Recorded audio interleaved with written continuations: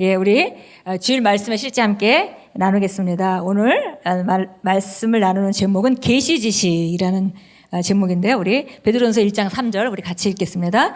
그의 신성의 능력이 생명과 경건에 속한 모든 것을 우리에게 주심에 따라 그에 관한 지식으로 말미암아 우리를 영광과 덕에 이르도록 부르셨으니. 예.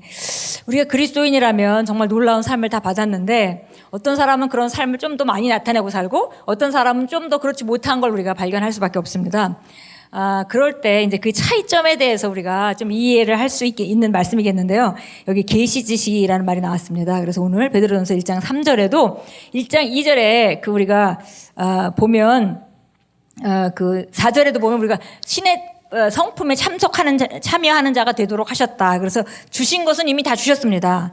그런데 여기 1장 3절에 보니까 생명의 경건에 속한 모든 것을 우리에게 주셨는데 그러면 그것을 어떻게 실제화하느냐는 바로 그에 관한 지식으로 말미암아 그 지식이 어떤 상태냐, 지식이 얼마만큼 우리가 안다 하는 것도 여러 가지 단계가 있고 여러 가지 우리가 똑같이 안다 하더라도 우리가 자연적인 영역에서도 지식이 다르죠. 근데 그 지식으로 말미암아서 우리가 영광과 덕에 이르도록, 영광이라는 것은 하나님의 실제적인 나타남을 말하고요. 덕이라는 것은 또 우리가 굉장히 탁월함, 예, 탁월함, 실제적으로 나타나는 걸 말하는 거죠. 그래서 이런 것들이 이르도록 부르셨다 그랬습니다. 그러니까 지식이 증가함에 따라 영광과 덕은 증가하는 것을 우리가 알 수 있겠습니다.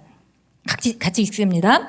신약 성경의 한글 번역은 본래 헬라어로 기록된 것을 한글로 번역한 것입니다. 고대 헬라어는 지금 우리가 보는 한글과는 다릅니다. 한글이라는 언어는 어떤 영적인 실제들을 표현하는데 충분치 않기 때문에 지나치게 포괄적이고 일반적으로 번역되었습니다. 예를 들어 한글에서 사랑을 표현하라면 한 단어만을 사용하지만 헬라어에서는 4개의 다른 말로 표현됩니다. 따라서 어떤 종류의 사랑을 말하고 있는지를 명확하게 나타냅니다. 한글에서 사랑은 하나이지만 헬라어에서는 나는 나의 아내를 사랑한다, 나는 나의 조국을 사랑한다, 나는 축구를 사랑한다 라고 할 때 사랑을 뜻하는 각기 다른 단어가 사용됩니다. 지식이라는 말도 이와 같습니다. 한글의 지식이라는 말은 헬라어로 최소 4개의 다른 단어가 있습니다. 오늘의 본문 구절에서 말씀한 그의 신성한 능력이 생명과 경건에 속한 모든 것을 우리에게 주심에 따라 그에 관한 지식으로 말미암아 우리를 영광과 덕에 이르도록 부르셨으니에서의 지식이란 일반적 지식이나 과학적 지식을 말하는 것이 아닌 계시와 관계를 통한 절대적인 지식을 말하는 헬라어 에피그노시스입니다. 예. 그래서 우리가 오늘 이제 그 계시 지식을 말하면 나눔에 있어서 우리가 흔히 예전에는 저희가 몇십 년 전만 해도 미국 성경은 여러 가지로 번역이 돼서 번역본이 여러 개죠. 왜냐하면 한 나라 말이 다른 나라 말로 번역됨에 있어서 정확한 단어를 찾을 수가 없는 경우가 많이 있죠. 그래서 이제 비교적 비슷한 말을 이제 사용하게 되는데요. 그런데 또 이 번역하신 분들이 학자들이다 보니까 계시를 가지고 높은 계시 안에서 번역하는 게 아닙니다. 그러니까 상당히 많은 부분 높은 그 영적 계시가 도덕적인 의미로 이렇게 해석이 돼서 낮춰져서 해석이 된 경우도 많이 있습니다. 우리가 까만 찬송가 같은 것도 보면 좀 그래요. 그래서 찬송가가 지어질 때는 정말 영어 의미로 보면 상당히 그 다른 의미를 말하고 있는데 이게 한국말로 번역되면서 운율에 맞춰야 되고 하니까 그 번역하시는 분이 이해할 수 있도록 다른 사람들이 이해할 수 있도록 번역을 해야 되기 때문에 결국은 아주 어떤 건 영적인 얘기가 아주 도덕적으로 나와버리는 경우가 있죠. 그래서 이제 이런 번역에 이제 한계가 있습니다. 그래서 예전에 수십 년 전만 해도 저희가 미국에서 이제 미국에서 번역본이 여럿이 있었고 그때 우리나라는 개혁 성경 하나 있을 때입니다. 그래서 개혁 성경에 있는 단어가 완벽한 단어인 것 같아서 그거를 조금이라도 다른 말로 쓰면 막 크게 무슨 성경을 오염하는 것 같이 그런 생각을 할 때가 있었습니다. 근데 지금 우리가 많이 발전을 해서 이제 우리도 번역본을 여러 개 가지고 그리고 이 번역으로 보고 저 번역으로 보고 왜냐하면 그 언어의 그 단어의 한계가 있기 때문에 번역하시는 분에 따라서 관점이 조금씩 다르기 때문에 그걸 우리가 참고해서 볼 때 성경은 더 풍성하게 해석이 됩니다. 근데 여기 지식이라는 말도 마찬가지라는 거죠. 그래서 사랑이라는 말이 에로스적인 사랑, 남녀 간의 사랑을 일컫는 그 사랑 아가페라는 말도 있고 뭐 필레오, 형제 간의 사랑을 말하는 것도 있고 이렇게 여러 가지로 표현되어 있음에도 불구하고 우리나라 말로 번역되게 되면 무조건 그냥 사랑이라고 번역하죠. 그래서 예수님이 그 베드로에게 부활하신 후에 나타나셔서 내가 나를 사랑하느냐라고 물으실 때는 아가페라고 부르셨습니다. 근데 주님께서 제가 주님을 사랑하는지 주님께서 아십니다라고 말할 때 베드로는 필레오라고 대답을 했어요. 근데 그런 걸 우리는 알 수가 없죠. 전부 사랑으로 번역되어 있으니까. 예, 그래서 이제 그런 한계가 있다는 것입니다. 그런데 오늘 우리가 나누는 이 지식이란 단어도 마찬가지라는 거죠. 그래서 최소한 4개가 있다 그랬습니다. 그래서 기본적으로 과학적인 지식을 말하는 그런 단어가 있겠죠. 뭐 노시스라는 그런 단어가 있고 또 기노스코, 계시지식이란 말도 있고 또 아이도, 에피그노시스 이런 여러 가지 최소한의 여러 가지 단계가 있는데 약간의 의미가 다른 단어들입니다. 예, 그래서 지식이란 말이지만 관점이 조금 다른 거죠. 어떤 건 이해하고 인식하는 거를 중점으로 만들어진 단어가 있고요. 그런 아이두란 단어는 그런 단어라고 우리가 알고 있고요. 그다음에 마지막 오늘 우리가 여기서 나왔던 본문 말씀에서 나왔던 지식이라는 것은 에피그노시스라는 단어로 되어 있다는 것입니다. 그래서 이 에피그노시스는 그냥 내가 누구한테 들었기 때문에 알아 이 정도가 아니라 여기 보니까 계시를 받아서 하나님 말씀을 내가 이해하고 받아들였는데 아는 건 아는 거죠. 근데 하나님 말씀이 비춰져서 계시가 일어나서 근데 계시로 알게 되고 그다음에 내가 하나님과의 관계 안에서 그걸 확실히 알아서 의심 없이 실제적으로 이제는 내가 그냥 언제든지 행동할 수 있을 만큼 설득되어지고 계시되어지고 조금의 의심도 없는 그런 상태가 될 때 그걸 갖다가 에피그노시스라는 단어를 썼습니다. 그래서 보니까 이거는 계시와 관계를 통한 절대적인 지식이다. 예, 할까 말까 이러는 게 아니죠. 내가 이게 옳은 걸 알았기 때문에 내가 이거는 내게 하나님께서 주어진 건지 알았기 때문에 난 그렇게 한다라고 결론이 나 있는 그런 상태를 말하는 단어가 바로 에피그노시스입니다.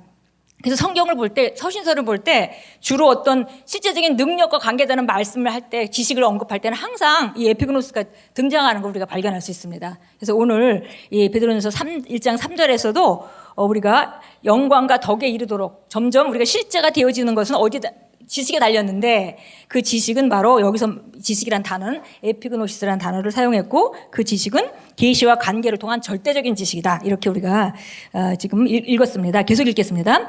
베드로후서 1장 2절은 말씀합니다. 하나님과 우리 주 예수를 아는 지식을 통해 너희에게 은혜와 평강이 더욱 많아지기를 바라노라. 이는 은혜와 평강이 삶에서 배가하길 원한다면 하나님과 예수 그리스도에 대해 더 많이 알아야 한다는 의미입니다. 당신은 하나님과 우리 주 예수 그리스도에 대한 에피그노시스를 가져야 합니다. 에피그노시스는 당신이 계시와 묵상을 통해서 얻은 하나님을 아는 정확하고 정밀한 지식입니다. 이런 종류의 지식은 역사책을 읽어서 얻어지는 것이 아닙니다. 당신에게 주어진 계시를 통해 얻어지는 것입니다. 이 지식의 일부는 성경으로 이미 당신에게 주어져 있지만 나머지는 하나님과의 관계 그리고 성령님과 교제와 말씀과 꾸준한 일치를 통해서 주어집니다. 할렐루야. 아멘. 예, 그래서 보니까 여기 지식이란 말이 에피그노시스라는 단어로 되어 있고 그 단어 자체가 우리가 그냥 습득한 지식이 아니라는 거죠. 어서 듣고 이해하고 그런 정도의 지식이 아니라 계시가 되어서 계시라는 것은 성령께서 비춰주실 때만 일어나는 일입니다. 그래서 그 성령께서 비춰주실 때 그 계시가 되어서 그 확실하게 믿게 된 그런 정확한 지식 그걸 갖다가 에피그노시스라고 하고 그 에피그노시스가 있을 때에만 우리가 그 분야의 그 말씀의 실제가 되는 걸 경험할 수 있다 그랬습니다. 그래서 보통 우리가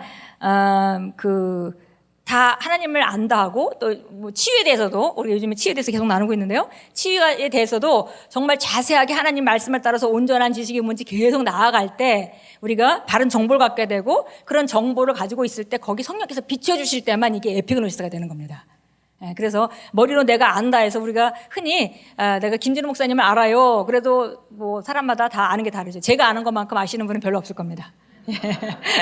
예, 그래서 그 아는 단계가 다르다는 겁니다. 우리가 말씀도 마찬가지죠. 말씀 아는데 왜 안 되냐 이렇게 우리가 표현하죠. 근데 사실은 그 아는 단계가 있다는 거죠. 그래서 하나님 말씀을 정확히 안다면 그 말씀은 반드시 말씀이 말하는 그 생명과 능력을 우리 삶 가운데 운반해 오도록 되어 있습니다. 예. 잠언서 11장 9절은 이렇게 말했습니다. 위선자는 자기 입으로 자기 이웃을 망하게 하나 의인은 지식으로 말미암아 구출되리라. 그래서 지식은 우리에게 삶에서 매우 중요한 것입니다.